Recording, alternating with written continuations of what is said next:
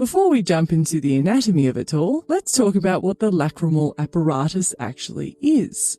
The lacrimal apparatus is a group of structures responsible for generating tears and collecting and draining the tear fluid.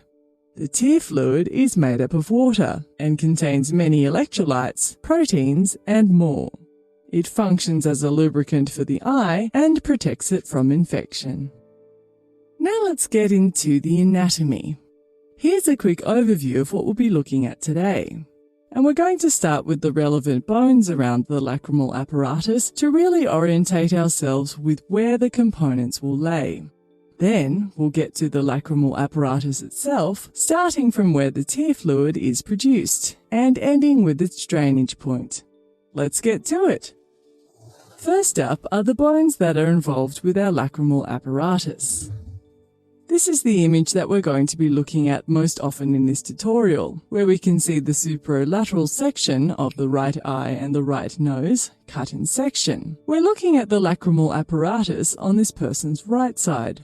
Many superficial structures have been removed, so we can see the deeper components of the lacrimal apparatus. I'll point these out as we go along. Looking in the superolateral aspect, we can now see a bone highlighted in green. This is part of the frontal bone. The frontal bone has been resected slightly to see the underlying structures. Let's peel off the skin and muscles for a moment and have a look at the bones underneath.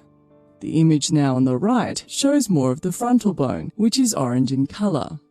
The section highlighted in green is the zygomatic process of the frontal bone and corresponds to the resected section on the image on the left. It's tucked behind here that we'll find the lacrimal gland, which we'll identify shortly. Moving to the nasal cavity, we can see right into it.